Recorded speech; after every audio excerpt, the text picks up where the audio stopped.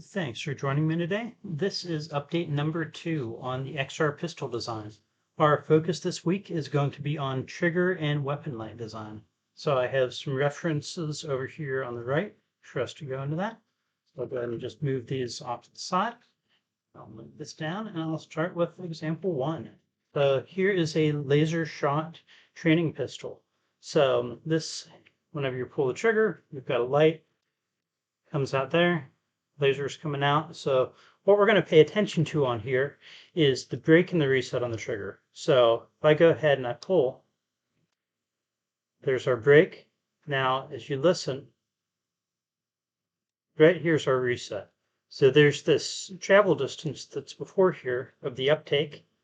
Then we have our brake, we have our travel, and we have our reset. And so in order to be able to match a real weapon, so whether it's a training pistol there, or like we have here, our SIG 320, of course, 320, this other stuff's all based on 320, you knew you'd see one of these pretty soon. So if we take a look here at so this is a factory trigger in here, nothing special about this. So we have our travel leading up to that. We have our brake. Then we have this, the real weapon. Then we have, after that, our reset. And so as soon as the reset happens, there's this wall here. And this is mostly for the people that know VR but don't know guns as to why I'm going through all the headaches to do this. So here we have brake. It would fire the shot. And so as you're letting go, your reset's there. And as soon as the reset happens, you could pull the trigger again. Shot fires. Now, once you get into competition triggers and stuff like that, you're going to have much shorter distances between those. And depending on what type of trigger is in your weapon, there's a lot of differences that can happen there. So when we look at the design here, and a lot has changed from the last video here. So you can see we've got our Quest 3 controller. And so this snaps in by friction. We've got a space here to be able to run a Velcro cable tie through there so that we can have our retention to make sure it's impossible for that controller to go anywhere. Funny story around that, I was at MatsuриCon with version 1 of this. It's an anime and gaming convention.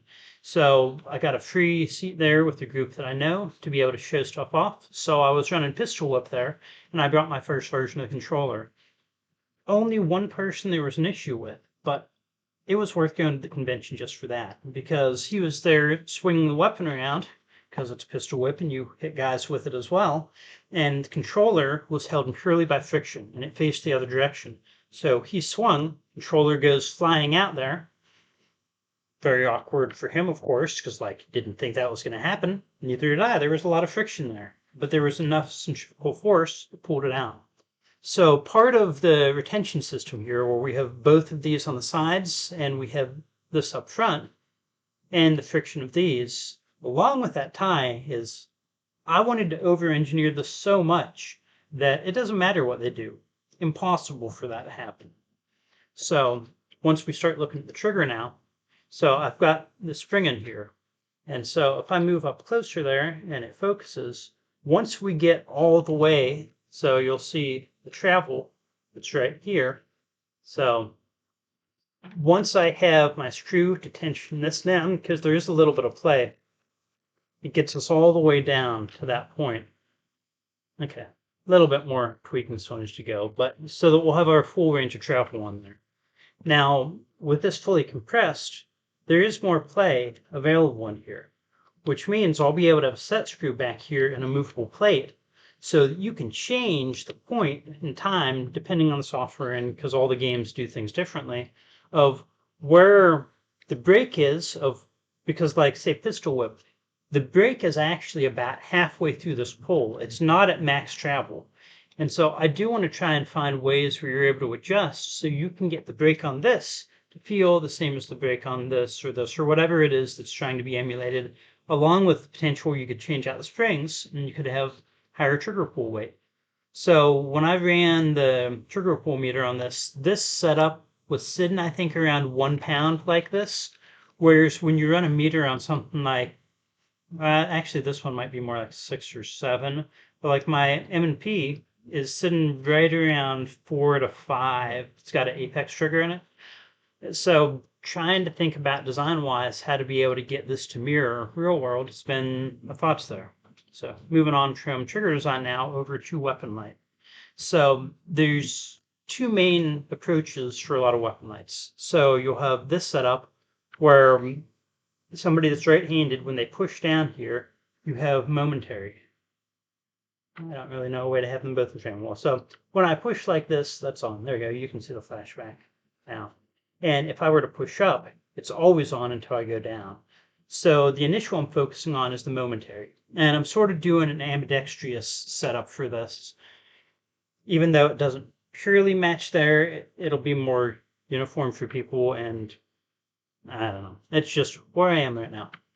So there's a screw that comes out here. When that screw goes up, you'll see that pushes in the grip button. And so when I press down here on my simulated, that presses here, that goes there. Now this isn't full travel yet. This is the first version of the print, and I stopped it halfway through for testing. The noise you hear in the background is the next version. But I'm going to make sure that I have all the travel, the lineup, everything match the same. So I still got to move that down some for everything to match up, change a bunch of travel tolerances, all that. But that's goal for version 1 of the weapon light. Now the other version of weapon light will be the momentary push setup. So if you look here, that thumb that goes up here pushes, and while it pushes, lights on, you let go and it goes off. And so whether you want to end up running a push or you want to end up running, I guess it's still push, but it's a different direction of force. I'm planning to have versions of weapon lights that you're able to put on here to be able to take either of those styles. People link to some others. I could look at those as well, but that's what I'm familiar with, what I've ran a lot. So that's what I wanted to make. So there is an update on trigger design and weapon light setup. So I'm going to be going over to Magazine and Slide in the next week or two or so. I just want to get first the trigger back up to the point where I know in Pistol Whip that it's not the controller that's screwing up, but it's me. I got really, really close with my last run through. I feel like I almost have the feel of this back to how the previous version had been. So I'll be doing a lot of refinement still within trigger setup and all of that. But the getting this in and out, yes, there is a learning curve for it. Not huge though.